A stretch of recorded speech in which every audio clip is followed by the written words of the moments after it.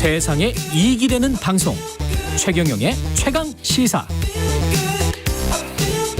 네, 넷플릭스 나는 신이다 방송 공개 이후에 JMS 기독교 복음 선교회와 교주 정명석에 대한 사회적 관심이 뜨거운데요. 관련 후속 보도 계속 이어지고 있습니다.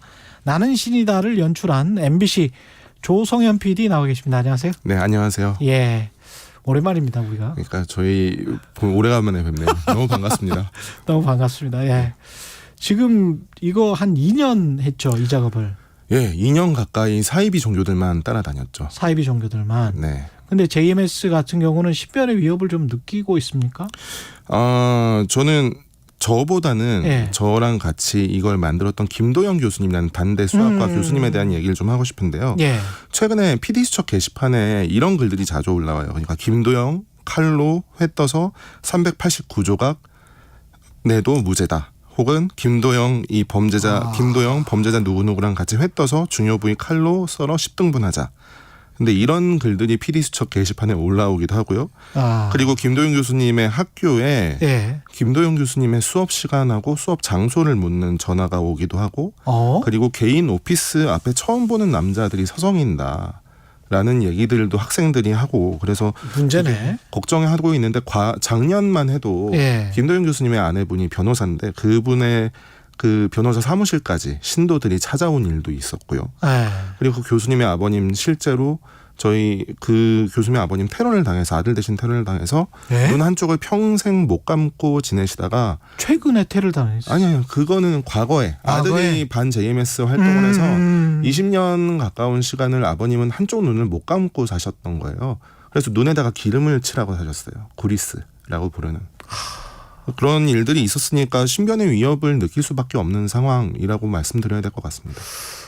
이게 광신도들이 가장 무섭죠. 예, 뭐 조폭이나 이런 사람들보다 더 무서울 수가 있습니다. 이 사람들은 뭐 가족을 건드리니까. 예, 가족도 건드리고 뭐 일단 뭐 제정신이라고 보기가 힘들잖아요.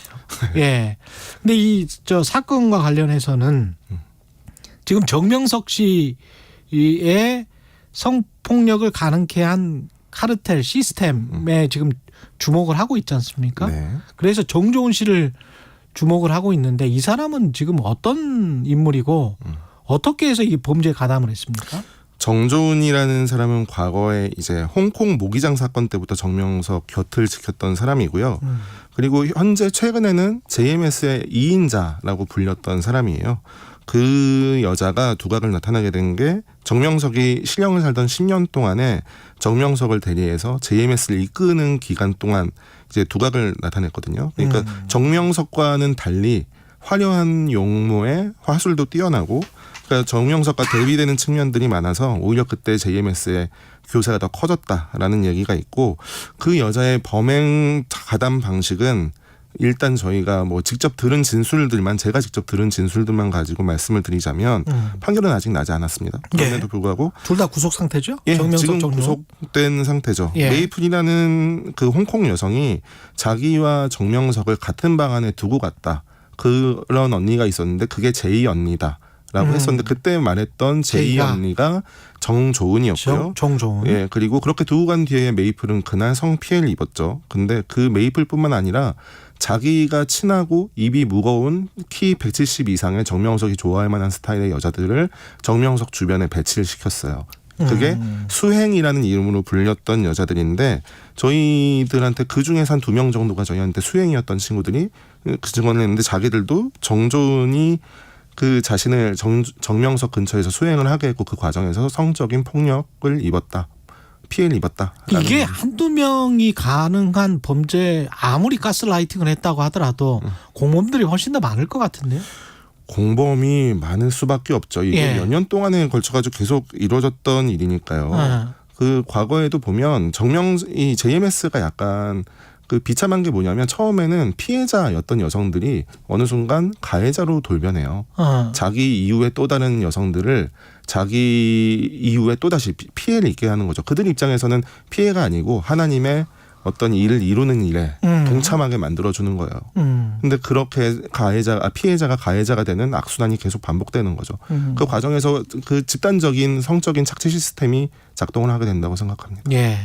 아까 PD 수첩 게시판에 적나라한 표현에 청취자분들 좀 놀라셨을 것 같은데 이게 뭐 사실과 현실을 정확하게 묘사를 해야 되는 또 저널리즘의 역할이 또 그런 것도 있으니까요. 예.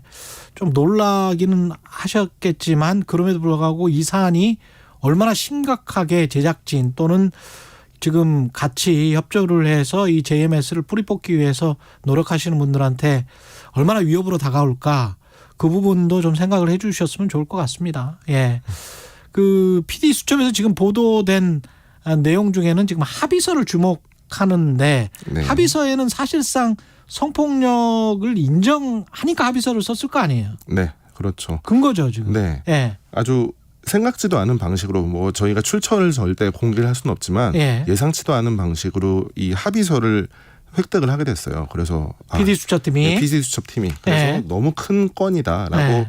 생각을 했는데 언론들은 그거에 대해서 뭐 별로 관심을 갖지 않아서 말씀을 드리고 싶었는데 내용이 뭐냐면 그냥 세 개의 항으로 구성돼 있어요. 세 개의 항의 가장 첫 문구는 이래요. 갑이 을로부터 입은 성적인 피해에 대하여 을은 갑에게로 시작합니다. 네, 뭐 얼마를 지급한다라든가. 근데 여기서 갑은 여성 피해자들이고 예. 을은 정명석, 을의 대리인은 양승남 변호사라고 예. 하는 사람인데 그 사람은 현재 JMS의 대표이기도 해요. 아, JMS 대표예요? 변호사가? 예. 교단 대표인데 그 사람이 작성을 했어요. 그리고 내용은 정확하게 이 내용이에요. 성적인 피해에 대하여 보상을 한다거나 이런 내용이죠. 정명석 씨가 구속된 뒤에 부랴부랴 작성된 합의서고요. 그게 뜻하는 건 JMS 측은 지금까지 절대 인정하지 않았던 그 정명석의 성폭력 자체를 인정해버린 거예요. 네.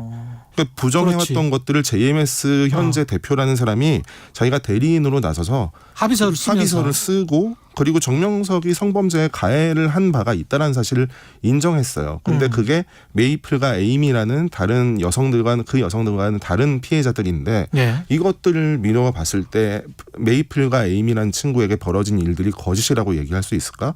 저는 당연히 아닐 거라고 봅니다. 그리고 JMS 신도였던 부모, 그 부모를 둔 JMS 2세들 네. 이들의 피해도 지금 심각한 것 같은데 어떤 피해가 있습니까? 피해 요인이? 이 사건도 되게 충격적인 일이었어요. 제가 최근에 들었던 이야기 중에 가장 끔찍한 얘기 중에 하나였어요. 엄마랑 딸이 같은 날 같은 공간에서 정명석이라는 교주에게 동시에 성추행을 당했던 사건이에요. 예. 근데 이 친구는 2세 피해자는 그런 일이 벌어질 거라는 상상을 하지 못했어요. 정명석이 출소한 이후에 들어와 보라라고 해서 따라가는데 그날 처음으로 그런 일들을 당한 거예요.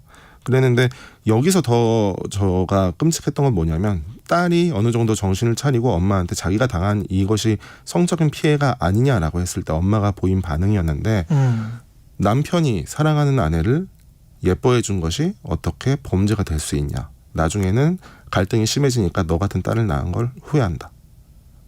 라는 얘기를 했던 거죠. 철저히 세뇌가 됐군요. 네. 예. 근데 이런 2세라는 친구들은 태어나 보니까 하나님이 정명석인 거예요. 모두가 자기를 그렇게 가르쳐요. 모태신앙이라는 얘기들 많이 하잖아요. 그렇죠. 그럼 거기에서 지금 이 사람들이 합숙을 했었던 겁니까? 왔다 갔다 한 거예요? 집에서 왔다 갔다 하죠. 일주일에 한 번씩인데도 이렇게 세뇌를 당한다고요? 일주일에 한 번은 아니고 네. 예배 시간이 아주 많이 있죠. 그렇습니까? 예. 이게 지금 나는 신이다 방송 이후에 그나마 가장 큰 성과는 JMS를 탈퇴한 사람들. 네. 얼마나 됩니까 규모가? 규모는 정확하게 저도 파악은 못하지만 그 안티 JMS 카페 보면 예. 탈퇴했다는 분들의 글들이 줄을 잇고 있고 그리고 조미든 목사님이나 뭐 흔히 얘기한 사이비 종교에서 탈퇴한 사람들을 케어하는 분들의 말씀에 따르면 상담소에 탈 JMS를 한 신도들이 요즘 아주 많이 늘어나고 있다라고 말씀하시더라고요. 탈퇴자들 탈퇴한 분들은 이 보복 같은 거 당하지 않습니까? 과거에는 그랬죠. 네. 이 정명석 씨가 해외로 도주를 하게 된 그 발단이 됐던 황양 납치 사건이라는 일이 있었어요. 그게 그 탈퇴한 신도에 대한 가해, 린치가 있었던 사건인데요. 근데 최근에는 이제 그런 일들은 없죠. 하지만 다시 한번 제가 느낀 건 메이플이라는 친구가 홍콩에서 한국으로 입국하는 과정에서 미행을 당하고 위협을 당하는 일들이 있었잖아요.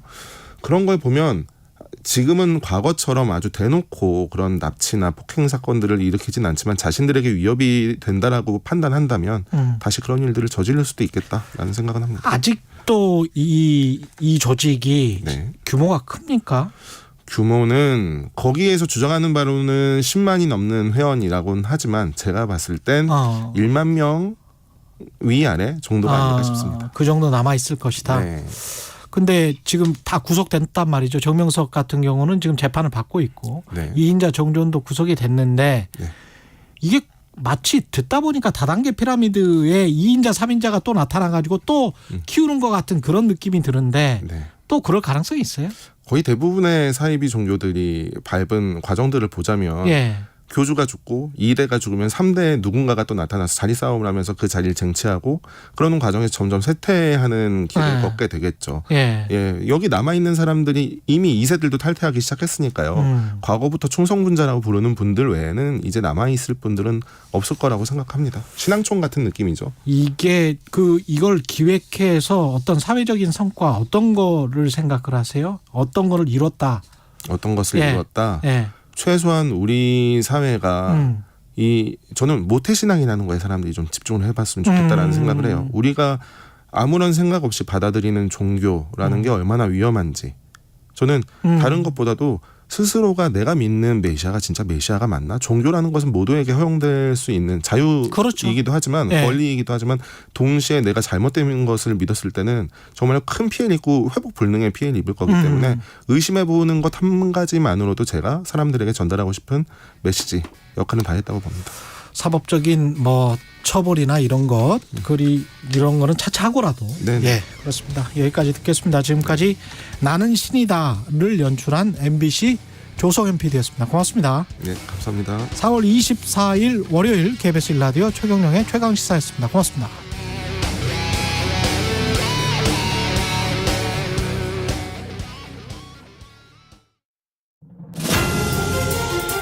세계보건기구